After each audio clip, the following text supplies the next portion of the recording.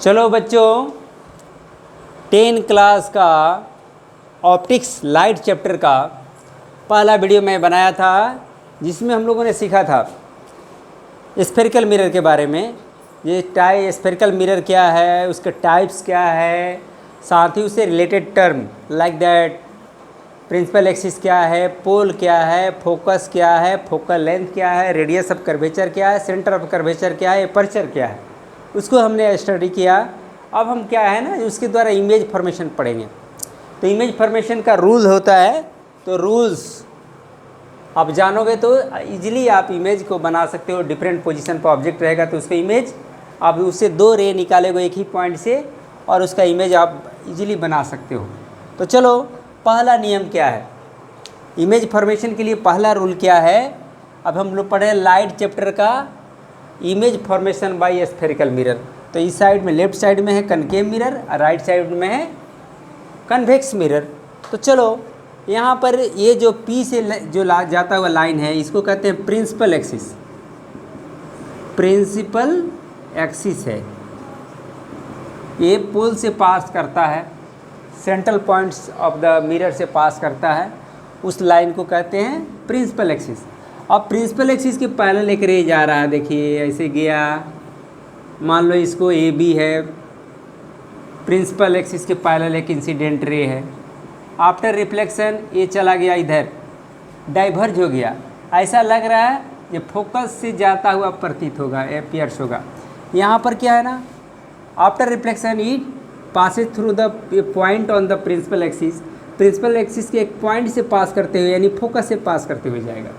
दूसरा है रूल, दूसरा रूल में देखिएगा, जब कोई भी रे सेंटर ऑफ कर्वेचर से जाता है तो मिरर के सरफेस से जब स्ट्राइक करेगा, रिफ्लेक्टिंग सरफेस से जब स्ट्राइक करेगा तो उसी पाथ पर चला आएगा। यहाँ पर देखिए, principal axis centre of curvature की तरफ कोई रे जा रहा, ये गया टकरा के फिर वापस आ गया। ये तो पार नहीं करेगा, लेकिन इसके सीध में जाएगा। प्रिंसिपल एक्सिस के तरफ जा रहा हो तो मिरर से टकराने के बाद फिर ये रिटर्न आ जाएगा। यहाँ पर चलिए, ये प्रिंसिपल एक्सिस से जितना एंगल बनाते हुए इंसिडेंट रे प्रिंसिपल एक्सिस से जितना एंगल बनाते हुए पोल पर क्या करेगा, इंसिडेंट होगा, उतना ही प्रिंसिपल एक्सिस से एंगल बनाते हुए रिफ्लेक्ट हो जाएगा। यहाँ पर भी वही बात है। अब यहाँ पर चलिए, कोई रे फोकस से जाएगा तो आफ्टर रिफ्लेक्शन ये parallel to the principal axis. यहाँ पर भी फोकस की तरफ जा रहा है, ये स्ट्राइक करेगा, रिफ्लेक्टिंग सरफेस से टकराकर प्रिंसिपल एक्सिस के पैरेलल रिटर्न हो जाएगा। तो ये 4 रूल है। तो हम डिफरेंट पोजीशन पर जब इमेज बनाएंगे तो इसमें से किसी 2 रूल को फॉलो करते हुए हम इसका इमेज आसानी से बना सकते हैं। तो चलिए, अब क्या है ना, इमेज फॉर्मेशन देख लेते हैं। डिफरेंट पोजीशन पर 6 पोजीशन होता है, 6 पोजीशन के लिए इमेज फॉर्मेशन क्या होगा, और उसके बाद हम लोग पढ़ेंगे साइन कन्वेंशन, और उसके बाद न्यूमेरिकल पर चले जाएंगे। तो आपका 10 का सिलेबस आपका कंप्लीट हो जाएगा लाइट चैप्टर का। उसके बाद इमेज है, तो आप यदि इसका फॉर्मेशन ऑफ इमेज जानते हो तो इमेज भी आसानी से समझ में आ जाएगी। तो चलिए, पहला काम इमेज का बनाना, कि डिफरेंट पोजीशन पर ऑब्जेक्ट रहेगा तो उसका इमेज कैसे बनेगा। तो चलो, पहला पोजीशन लेते हैं। ये बहुत दूर ऑब्जेक्ट है, कहाँ पर है, तो बहुत दूर ऑब्जेक्ट है। चलो, पहला लेते हैं, when object B at infinity, infinity पर है, माने बहुत दूर है। तो एक कनकेव मिरर लिया। अब क्या है ना, कनकेव मिरर को ही पढ़ लेते हैं पहले, कनकेव मिरर के बारे में ही पढ़ लेते हैं। तो चलो, ये कनकेव मिरर बनाया, ये इसका प्रिंसिपल एक्सिस है, ये फोकस है, और जितना PF होगा उतना ही FC होगा, ये C है। अब ऑब्जेक्ट बहुत दूर पर है, ये AB ऑब्जेक्ट है, तो इससे रे पैरेलल आया, कहाँ से पास कर लेगा, रूल के हिसाब से पैरेलल रे आता है तो कहाँ से रिफ्लेक्ट होता है, फोकस से रिफ्लेक्ट होता है, फोकस से रिफ्लेक्ट होता है। अब देख रहे हो, B का भी पॉइंट का इमेज F पर बनता है और A का भी पॉइंट का इमेज एपी बनता है। पूरे लार्ज स्टैंडर्ड ऑब्जेक्ट का इमेज एक पॉइंट की तरह बन रहा है। इसे अलग अलग पॉइंट से भी रे निकालोगे तो कहाँ पर बनेगा? फोकस पर ही मिलेगा। एवरी पॉइंट से रे आएगा, ऑब्जेक्ट के डिफरेंट डिफरेंट पॉइंट से रे आएगा, सभी आकर कॉन्सेंट्रेट हो जाएगा फोकस पर।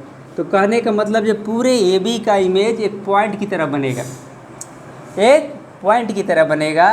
तो ये बहुत ही छोटा इमेज बनेगा। पूरा ए और बी और इसके डिफरेंट पॉइंट का हर का रे आकर यहीं पर स्ट्राइक करेगा फोकस पर। तो इसका मतलब ये पूरे बॉडी का इमेज एक फोकस पर ही बनता है, एक पॉइंट मात्र बनता है। तो चलिए, पहला काम है position of the image. Position of image क्या हो गया? Position of image at focus. अब क्या है ना, रे एक्चुअली इंटरसेक्ट करता है।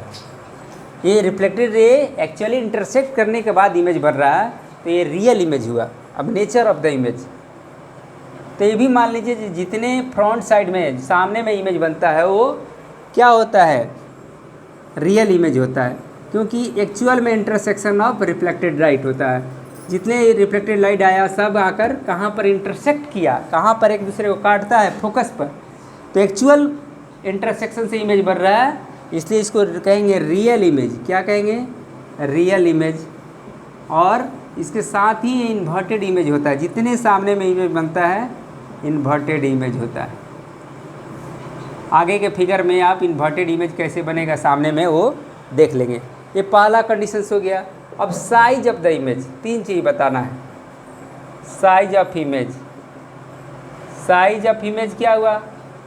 हाईली डिमिनिश्ड, बहुत ही छोटा बना, एक पॉइंट मात्र का बना। हाईली डिमिनिश्ड, डिमिनिश्ड मैंने छोटा किया हुआ। From the size of the object, highly diminished, ये हो गया। अब चलिए दूसरा कंडीशन लेते हैं। ये जब ऑब्जेक्ट थोड़ा सा और नज़दीक आ जाता है, फोकस से थोड़ा सा दूर पर रहता है, तो चलिए दूसरा कंडीशंस अब हम लोग सीखते हैं। मिरर को, इसी मिरर को रहने देते हैं। अब क्या है ना, ये प्रिंसिपल एक्सिस हो गया। अब क्या है, इस पर ये हो गया एफ, ये हो गया सी। ऑब्जेक्ट थोड़ा सा सी से दूर पर है, इन्फिनिटी पर नहीं है लेकिन सी से दूर पर है। तो ये रे आएगा पैरेलल, कहाँ से पास करेगा? तो फोकस से पास करेगा। ठीक है, फोकस को यहाँ बना लिया, सी को थोड़ा सा और शिफ्ट कर लिया। अब क्या है ना, दूसरा रे यदि सी से कोई रे जाता है तो क्या होगा? सी से जाता हुआ रे जब मिरर से टकराएगा तो रिटर्न हो जाता है। तो देखोगे ए और बी, आप देख रहे हो बी पॉइंट से 2 रे आया, एक पैरेलल आया तो फोकस से गया, एक बी पॉइंट से सी से गया तो रिटर्न होकर सी पर आया। तो कहाँ पर कटा? वहाँ बी डैश हो गया। तो इसके जस्ट नीचे में क्या होगा? ए डैश होगा। तो अब चलिए, इमेज का पोजीशन कहाँ हो गया? Position of image, position of image किसके किसके बीच में बना? एफ और सी के बीच में। एफ क्या है? Between F and C. F क्या है? Focus of the mirror. और सी क्या है? Centre of curvature, centre of curvature के बीच में बना। तो हम बार बार एफ और सी नहीं लिखेंगे। पी क्या है? तो पोल है। पी क्या है? पी क्या है? तो पोल। चलिए, अब यही सब पॉइंट आएगा, बार बार लिखने की जरूरत नहीं पड़ेगा। ये पोजीशन ऑफ द इमेज हो गया बिटवीन एफ एंड सी। दूसरा, nature of the image, nature of the image, सामने में एक्चुअल इंटरसेक्शन से इमेज बन रहा है तो क्या होगा? Nature of the image, actual intersection से इमेज बन रहा है ना, तो रियल एंड इन्वर्टेड। देखो उल्टा भी बन रहा है, ए नीचे में है, बी ऊपर में। यहाँ पर ए क्या है? उल्टा इमेज बन गया। जो पैर था, जो ऊपर वाला हिस्सा था नीचे आ गया, नीचे वाला हिस्सा ऊपर हो गया। रियल एंड इन्वर्टेड, इन्वर्टेड में जस्ट पैर हो गया ऊपर, माथा हो गया नीचे, उस तरह की स्थिति आ गई। अब ये हो गया। अब साइज बताइए भैया, साइज क्या होगा? छोटा दिख रहा है ना, साइज होगा size of the image. Size of the image आपको देखने ही से आभास होता है, अपीयर्स होता है, ये डिमिनिश्ड है, डिमिनिश्ड। तो चलिए ये हो गया आपका कंडीशंस दूसरा। 6 फिगर होता है। अब चलिए जब ऑब्जेक्ट कहाँ रहेगा, तीसरा फिगर में, अब यहाँ पर हटा देते हैं, नेचर ऑफ द इमेज हटा देते हैं, साइज ऑफ द इमेज अब हटाएंगे और एक कंडीशंस हटाएंगे तो क्या आएगा? अब हम सी पर ऑब्जेक्ट को रखेंगे। तो सी पर रखते हैं तो थोड़ा सावधानी से बनाना होता है, क्योंकि सी पर ऑब्जेक्ट हो गया, ये पी है, ये एफ है, ये सी है। ऑब्जेक्ट को सी पर रखा, पैरेलल रह गया, कहाँ से पास करेगा? फोकस से पास करेगा। अब क्या है ना, यहाँ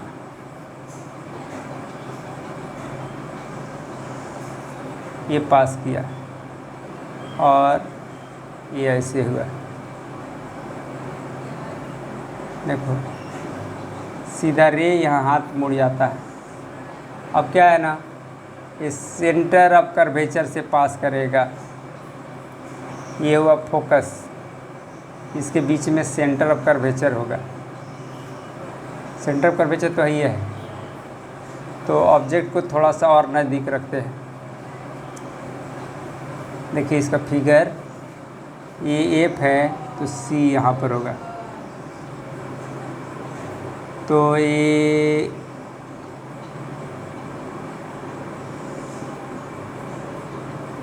इस लाइन को सीधा रखना होता है, ठीक है। अब देखिए, आप देखेंगे ये वाला कंडीशंस पे थोड़ा सा एक्यूरेसी ज़्यादा रखना पड़ता है तो इमेज आपका सही बनेगा। एक रे पैरेलल गया तो कहाँ से पास किया? फोकस से। एक फोकस से गया तो पैरेलल हो गया, क्योंकि सी से पास करा नहीं सकते, होगा कि सी पर ऑब्जेक्ट है। तो एक कंडीशन से आ गया। पोजीशन ऑब्जेक्ट बी क्या है? Object B at C. तो पोजीशन ऑफ इमेज क्या हो गया? At C. दूसरा है नेचर ऑफ द इमेज क्या हुआ? Real and inverted. Real and inverted ये चलेगा अभी, रियल एंड इन्वर्टेड इसको नहीं मिटाएंगे। Size of the image same as size of the object, जितना बड़ा साइज ऑफ द ऑब्जेक्ट के समान ही रहेगा। ये हो गया। अब ये तीसरा कंडीशन हो गया, यहाँ पर ये तीसरा कंडीशन है। अब चौथा कंडीशन, अब सी तक ऑब्जेक्ट का साइज बराबर हो गया। सी से पहले था तो छोटा था, अब सी के जैसे ही जैसे नज़दीक आएगा इमेज का साइज क्या होगा? सी से दूर रहने पर इमेज का साइज छोटा होता है, सी पर बराबर हो गया। सी से जैसे जैसे आगे बढ़ेगा इमेज का साइज वैसे वैसे बड़ा होते जाएगा, जितना नज़दीक आएगा उतना इमेज बड़ा हो जाएगा। दूर से क्या है ना, दूर पर है तो छोटा, जैसे जैसे नज़दीक आया धीरे धीरे इमेज बड़ा हो गया। सी पर आते आते ऑब्जेक्ट के बराबर हो जाएगा, और सी पर जब ऑब्जेक्ट के बराबर हो गया तो सी से जैसे ही आगे की तरफ मिरर की तरफ बढ़ेगा वैसे से धीरे धीरे ऑब्जेक्ट से बड़ा इमेज बनने लगेगा। ये बात होती है, इस बात पर ध्यान रखें। अब ऑब्जेक्ट क्या हो? Object B at C and F के बीच में हो, be at C and F. तब क्या होगा? अब इसको हटाते हैं,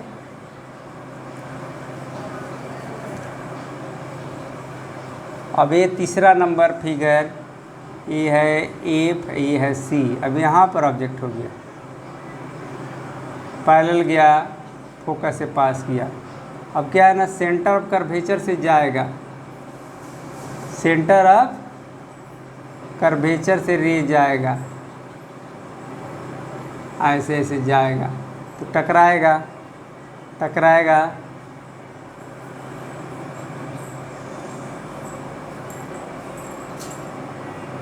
इसको बड़ा करो, देखोगे कहीं ना कहीं जाके ये मिलेगा। तो इमेज का साइज़ क्या हो गया? बड़ा हो गया।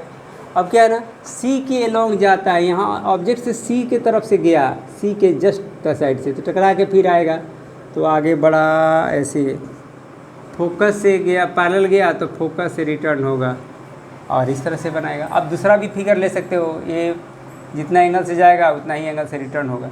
कोई 2 नियम 4 नियम आपने पढ़ा है, 2 नियम अप्लाई कर करते हो, तो सी से वाला ही ज़्यादा हम लोग यूज करते हैं। अब पोजीशन ऑफ द इमेज कहाँ हो गया, सी से बियॉन्ड, पोजीशन ऑफ इमेज क्या हो गया, सी से ज़्यादा दूर पर हो गया, beyond C. Nature of the image real inverted, से साइज ऑफ द इमेज क्या होगा, मैग्नीफाइड होगा, बड़ा दिख रहा है ना, बड़ा दिख रहा है, इमेज बहुत इतना छोटा है, इमेज इतना बड़ा है, इसका नाम रखो ए बी, तो इसका नाम रखो ए डैश बी डैश। उल्टा इमेज तो दिख रहा है, बड़ा इमेज दिख रहा है, तो इन्वर्टेड भी लिख दिया, रियल देखा कि एक्चुअल इंटरसेक्शन से बन रहा है और मैग्नीफाइड हो रहा है। चलो चौथा नंबर पोजीशन, अब एफ पर रहेगा तो क्या होगा। अब ऑब्जेक्ट का कहाँ रखेंगे, बी एट एफ पर रहेगा तो क्या होगा, इसको मिटा देता हूँ।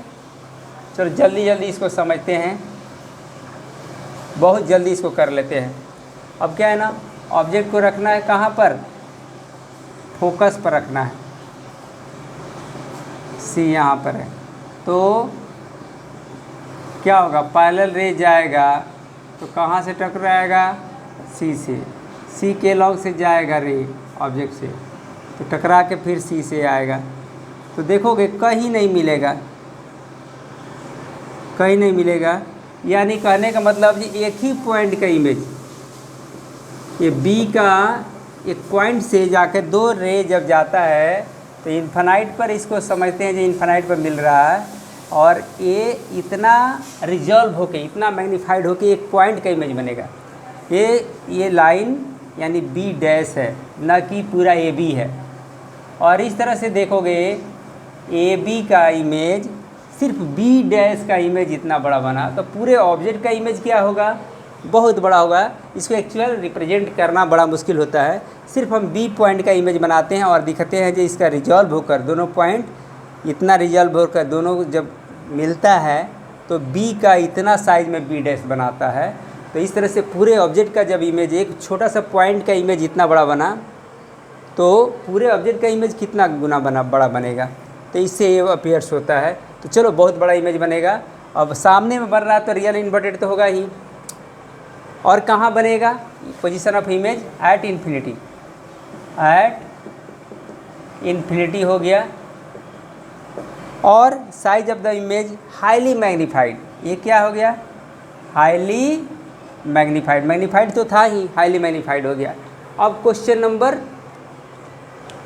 फिगर नंबर 4 कैसे आया भैया, समझ में नहीं आ रहा है। 4 ऑलरेडी हम लोग कुछ संख्या गिनने में गड़बड़ किए हैं। अब क्या है ना, चौथा नंबर पोजीशन में, व्हेन ऑब्जेक्ट बी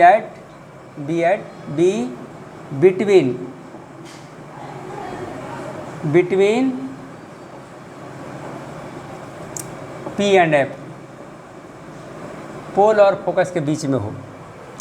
अब क्या है ना, ये इमेज क्या है, इसका खास महत्व है।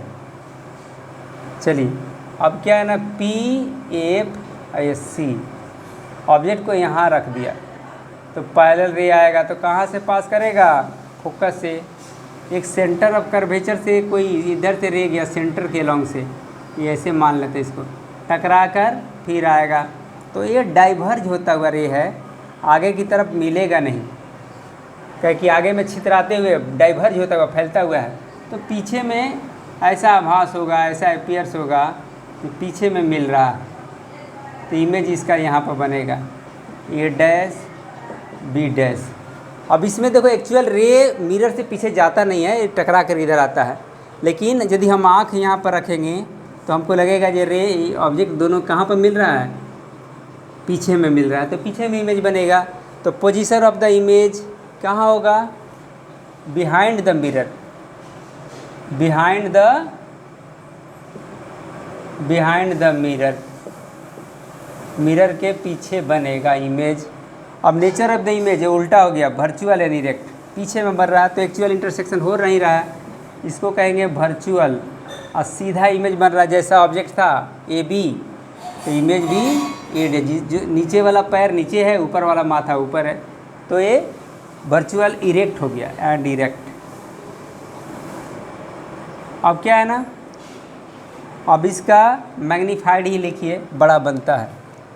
अब क्या है ना, इसमें आपने देखा जितने पोजीशंस था उसमें आपने देखा जो इमेज रियल एंड इन्वर्टेड बन रहा था, ओनली जब ऑब्जेक्ट रहेगा पी और एफ के बीच में तो क्या होगा, वर्चुअल इरेक्ट। 4 नंबर कैसे हो गया ये देखने की बात है।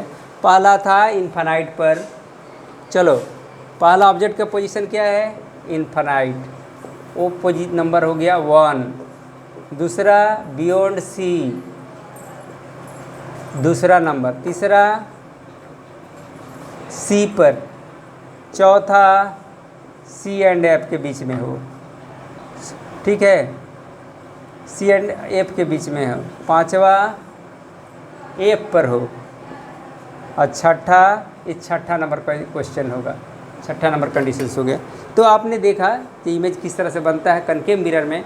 अब कन्वेक्स मिरर की 2 पोजीशन पर हम लोग अध्ययन करते हैं, तो ये सीरियल नंबर यहाँ पर लिखने में गड़बड़ हुआ है, ये छठा नंबर पोजीशन है। अब है कन्वेक्स मिरर से इमेज कैसे बनाते हैं, उसको बनाने के लिए हम कोई भी पोजीशन लें, क्योंकि ये तो पी और एफ, देखिए इसके जितने भी टर्म हैं, पोल है, फोकस है, सेंटर ऑफ कर्वेचर है, सब लेफ़्ट साइड हो जाता है।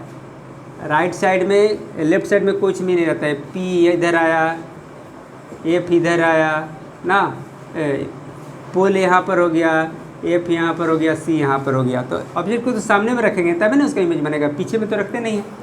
तो सामने में कहीं भी रख दीजिए तो ये पैरेलल रह गया, तो ये डाइवर्ज होता है, ये फैल जाता है, तो ऐसे हो गया। तो इसको बढ़ाएंगे तो कहाँ पर मिलेगा, इसको डैश डैश करके बढ़ाते हैं, ऐसे ऐसे ऐसे। और एक रे सी की तरफ जा रहा है, तो सी की तरफ तो जाएगा नहीं, यहाँ टकरा के फिर वापस आएगा, लेकिन हमको लगेगा ये कहाँ जा रहा है। अभी एक प्रिंसिपल एक्सिस पर जहाँ पर मिलेगा उसको सी कहेंगे, इसको सी कहिए।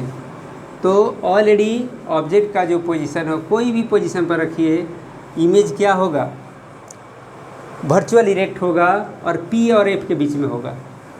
तो इसमें पोजीशन ऑफ द इमेज कहाँ होगा, between P and F.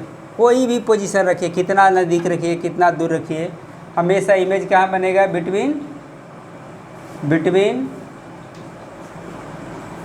P and F, pole और फोकस के बीच में। वर्चुअल इरेक्ट तो रहेगा ही, साइज ऑफ द इमेज इसमें छोटा बनता, हमेशा ऑब्जेक्ट से छोटा बनेगा, डिमिनिश्ड। तो यही कंडीशंस है आपको इमेज बनाने का। तो चलो अभी तक हम लोग ने इमेज फॉर्मेशन पढ़ लिया, अब इसके बाद हम लोग पढ़ेंगे साइन कन्वेंशन। तो चलो साइन कन्वेंशन, इस वीडियो में साइन कन्वेंशन भी जान लेते हैं। साइन कन्वेंशन बहुत ही आसान है, बहुत ही, जो मैं तरकीब बताता हूँ, ज़्यादा झमेला में फंसना नहीं है। आप डायरेक्शन ऑफ द इंसिडेंट्री, अब साइन कन्वेंशन में देखिए 2 चीज़ बातों को रखना है। साइन कन्वेंशन में क्या पढ़ेंगे, जितने भी डिस्टेंस आते हैं, हाइट आते हैं मिरर का, ऑब्जेक्ट का, वो प्लस लेंगे कि माइनस लेंगे, उसका पॉजिटिव होगा, धनात्मक वैल्यू लेंगे कि ऋणात्मक वैल्यू लेंगे, पॉजिटिव वैल्यू लेंगे कि निगेटिव वैल्यू लेंगे, यही बात ध्यान रखना है। Sign convention for spherical mirror, ये चीज़ों का ध्यान रखिएगा, आपको तुरंत समझ में आ जाएगा। अब क्या है ना, अब क्या है, डायरेक्शन ऑफ इंसिडेंट्री, डायरेक्शन ऑफ इंसिडेंट्री को हम लोग पॉजिटिव मानते हैं। क्या मानते हैं, पॉजिटिव, या शॉर्ट में लिखेंगे पॉजिटिव। इसके in opposite direction of incident ray, opposite distance along direction, यहाँ लिख देता हूँ distance along direction of incident ray, या डिस्टेंस एलॉन्ग के रहेगा distance opposite in direction of incident ray, क्या लेंगे, निगेटिव लेंगे। और अब क्या है ना, डिस्टेंस कहाँ से नापेंगे, distance is measured from pole से शुरू करेंगे। अब हाइट को नापेंगे कहाँ से, हाइट एबव प्रिंसिपल एक्सिस के ऊपर का जी हाइट होगा, प्रिंसिपल एक्सिस के ऊपर का हाइट होगा वो प्लस में होगा axis, height above principal axis होगा पॉजिटिव। जस्ट इसके opposite height below principal axis,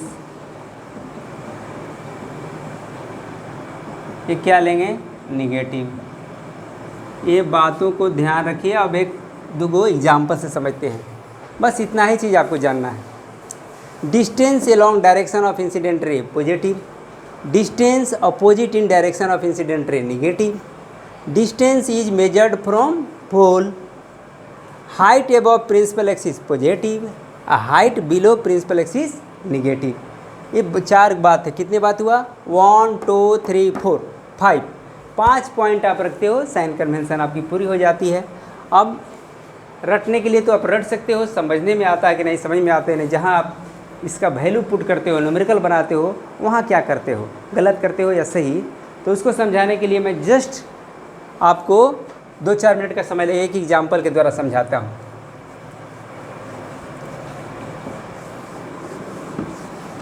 चलिए, डिस्टेंस कहाँ से मेजर करेंगे, तो पोल से मेजर करेंगे। इंसिडेंट रे के अलॉन्ग प्लस, इंसिडेंट रे के उल्टा डायरेक्शन में जाओगे तो निगेटिव। अब चलो एक मिरर से इमेज बना दिया। बताइए, ये पोल है, आपने ऑब्जेक्ट को रख दिया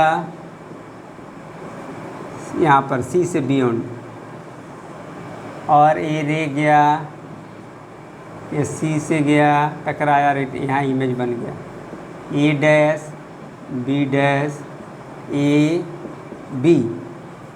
अब इंसिडेंट रे है आपका बी एम। इंसिडेंट रे क्या है, direction of incident ray, direction of incident ray क्या है, left to right, left to right,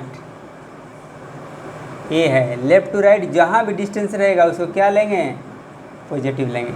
अब चलिए, इसका उल्टा देखिए, डायरेक्शन ऑफ इंसिडेंट रे क्या है, लेफ्ट टू राइट। तो लेफ्ट टू राइट जहाँ भी चलिएगा, कहाँ से, पोल से लेफ्ट टू राइट जहाँ भी चलिएगा वो प्लस होगा, अब पोल से जहाँ भी इसका अपोजिट चलिएगा वो निगेटिव होगा। तो चलिए, पोल से आप जान लीजिए, from pole distance left to, अब शॉर्ट में L2R क्या होगा, फ्रॉम पोल डिस्टेंस कहाँ से, डिस्टेंस फ्रॉम पोल, ऐसा लिख देता हूँ। डिस्टेंस कहाँ से शुरू करेंगे, distance from pole left to right L2R क्या होगा, प्लस, क्योंकि ये इंसिडेंट रे का डायरेक्शन है। और डिस्टेंस फ्रॉम पोल R2L ये निगेटिव होगा। ये बात को ध्यान रखो तो आपको सारे काम आसानी से हो जाएगा। हाइट के बारे में तो झमेला ही नहीं है, ऊपर की हाइट प्रिंसिपल एक्सिस के ऊपर प्लस, प्रिंसिपल एक्सिस के नीचे माइनस। तो चलिए, अब यहाँ पर ऑब्जेक्ट डिस्टेंस ऑब्जेक्ट डिस्टेंस को यू कहते हैं। ऑब्जेक्ट डिस्टेंस को क्या कहते हैं? इसका सिंबल क्या है? यू। यहाँ देखिए पोल से पी से शुरू करेंगे, पी से ए तक जाते हैं तो क्या होगा? पी से लेफ्ट टू राइट होगा कि राइट टू लेफ्ट होगा? ये होगा R2L। पी से ए जाते हैं, हमारा इंसिडेंट का डायरेक्शन है लेफ्ट टू राइट। अब distance from pole left L to R हमेशा पॉजिटिव होगा और distance from pole R to L negative होगा। तो यहाँ पर देखिए पी और ए हम जाते हैं राइट टू लेफ्ट। यहाँ पर लेफ़्ट टू राइट हमारा प्लस लेना है और राइट टू लेफ्ट क्या लेना है? निगेटिव वैल्यू लेना है। तो यहाँ निगेटिव हो गया। दूसरी बात, ऑब्जेक्ट डिस्टेंस होगा। इमेज डिस्टेंस क्या है? इमेज डिस्टेंस, इमेज की दूरी मिरर से, इमेज डिस्टेंस आपको पी ए डैश है। पी ए डैश ये क्या आ रहा है? पी से ए डैश यानी right to left, A R2L। यहाँ भी देखो लेफ़्ट टू राइट प्लस लेना है, इसका उल्टा क्या लेना है? निगेटिव लेना है। तो ये भी निगेटिव हो गया, ये भी निगेटिव हो गया। अब क्या है ना, अब दो चीज़ हो गया। अब आपको PC लेना है। PC क्या है? PC radius of curvature, radius of curvature को R कहते हैं, R। यहाँ पर क्या होगा? यहाँ पर तो P से C जा रहे हो, राइट टू लेफ्ट जा रहे हो, तो ये भी निगेटिव होगा। चलो चौथा पोजीशन क्या है? यहाँ चौथा लिख देता हूँ, PF। यहाँ पर P से F ये फोकल लेंथ है। क्या है? Focal length. फोकल लेंथ क्या हो गया? यहाँ फोकल लेंथ P से F आ रहे हो तो यानी राइट टू लेफ्ट आ रहे हो, राइट टू लेफ्ट आ रहे हो। हमारा लेफ़्ट टू राइट को प्लस है, इसका उल्टा निगेटिव। ठीक है, तो हमारा ये हो गया R2L, राइट टू लेफ्ट, ये भी निगेटिव होगा। तो कनकेव मिरर में आपने देखा फोकल लेंथ निगेटिव होगा, रेडियस ऑफ कर्वेचर निगेटिव होगा, ऑब्जेक्ट डिस्टेंस निगेटिव होगा। कनकेव मिरर में क्या क्या निगेटिव होगा? ऑब्जेक्ट डिस्टेंस निगेटिव होगा, वो तो दोनों मिरर में होगा। फोकल लेंथ निगेटिव होगा, रेडियस ऑफ कर्वेचर निगेटिव होगा। और जब इमेज सामने में बनेगा तो इमेज डिस्टेंस निगेटिव होगा, पीछे में बनेगा तो पॉजिटिव होगा। तो ये सारी चीज़ें आप इस साइन कन्वेंशन को ध्यान रखते हुए बना सकते हो। और एक एग्जांपल लेते हैं आपको स्फेरिकल कन्वेक्स मिरर के बारे में। तो चलो, ये तो रूल हमारा हर जगह काम करेगा। अब चलते हैं कन्वेक्स मिरर में एक इमेज बनाता हूँ, वहाँ पर इस कन्वेंशन को यूज करता हूँ और किस तरह से मैं इसको आपको समझ में आ जाता है। ये P है। अब क्या है ना, पैरेलल कोई ऑब्जेक्ट यहाँ पर है, पैरेलल रे आया, डाइवर्ज हुआ इधर की तरफ, मालूम पड़ेगा फोकस से आ रहा है, सेंटर की तरफ जाया गया, रिटर्न हो गया। अब इसको पीछे बढ़ाते हैं, अब मान लो C हो गया। इमेज कहाँ बना? P और F के बीच में। अब क्या ऑब्जेक्ट डिस्टेंस आपका PA है, R2L, right to left negative. Image क्या बना? A dash B dash. Image distance हुआ PA डैश, यहाँ पर लेफ़्ट टू राइट करना पड़ेगा। देखिए लेफ़्ट में P है, राइट में ऑब्जेक्ट बना है। तो लेफ़्ट P से हम A डैश पे जाते हैं तो लेफ़्ट टू राइट जाते हैं, इसलिए L to R कीजिए और इसको पॉजिटिव ले लीजिए। अब रेडियस ऑफ कर्वेचर इधर आते हो लेफ़्ट टू राइट, तो ये भी प्लस होगा। और फोकल लेंथ जो होगा, फोकल लेंथ ये हमारा, ये भी लेफ़्ट टू राइट होगा, जैसा कि डायरेक्शन ऑफ इंसिडेंट रे है, ये पॉजिटिव होगा। तो कन्वेक्स मिरर में इधर का डिस्टेंस जितना है निगेटिव होगा, P से लेफ़्ट साइड में, यानी P से जब लेफ़्ट साइड में चलते हैं तो हमारा राइट टू लेफ़्ट होता है, जो इंसिडेंट रे के उल्टा हो जाता है। इसलिए P से जब हम लेफ़्ट में जाएंगे तो इंसिडेंट रे के डायरेक्शन में जाएंगे। P से जब राइट में जाएंगे, लेफ़्ट से राइट में जाएंगे, P से इधर देखो, इधर पीछे वाला डिस्टेंस वो हो जाता है लेफ़्ट टू राइट। तो ये फोकल लेंथ भी हमारा प्लस होगा, किसके लिए? कन्वेक्स मिरर के लिए। रेडियस ऑफ कर्वेचर क्या होगा?